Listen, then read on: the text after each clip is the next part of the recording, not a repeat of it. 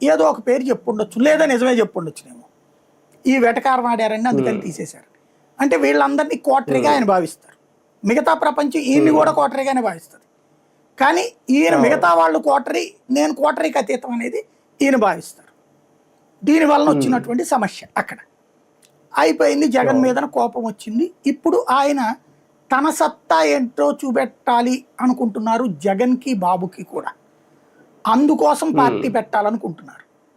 ఒక party survive కావాలంటే, ప్రజల్లోకి వెళ్ళాలంటే ఎవడు పట్టించుకోడు కాబట్టి, మీడియా ఫోకస్ లేకపోతే కష్టం కాబట్టి తనే మీడియా కూడా పెట్టాలనుకుంటున్నారు.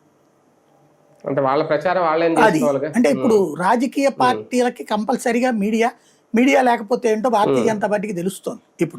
ఇప్పటికీ వాళ్ళకి తెలుగు వాళ్ళకి బుద్ధి రాలేదు, కానీ జాతీయ స్థాయిలో వచ్చింది వాళ్ళకి. తెలుగు ఛానళ్ళల్లో అయితే, తెలుగు రాష్ట్రాల్లో అయితే బుద్ధి రాలేదు ఇంకా వాళ్ళకి. మిగతా అయితే జరిగింది.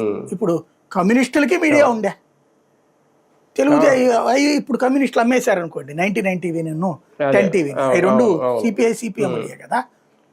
పేపర్లు అయితే ఇప్పటికీ ప్రజాశక్తి, విశాలాంధ్ర, తెలంగాణలో కూడా వేరే పేర్లతో నడుస్తున్నాయి పత్రికలు. టీవీ ఛానల్ పరంగా అయితే కమ్యూనిస్టులు పోయింది. మొన్న కమ్యూనిస్టులు అంత ముందు అవి ఉన్నప్పుడు అంత ఊపు చూపించగలిగారు ప్రచారంలో. ఇప్పుడు సోషల్ మీడియా వాళ్ళు కూడా ఇన్వాల్వ్ అయ్యారు. సోషల్ మీడియా బాగానే చేస్తున్నారు కమ్యూనిస్టులు కూడా. ఇప్పుడు ఈయన ఇంతకుముందు అదాన్ ఈందే అంటారు, అంటే అదాన్ సంబంధించినటువంటి డిస్టిలరీస్ ఈందని చెప్పి ప్రచారం జరిగింది. అది ఎంతవరకు వాస్తవం తెలియదు.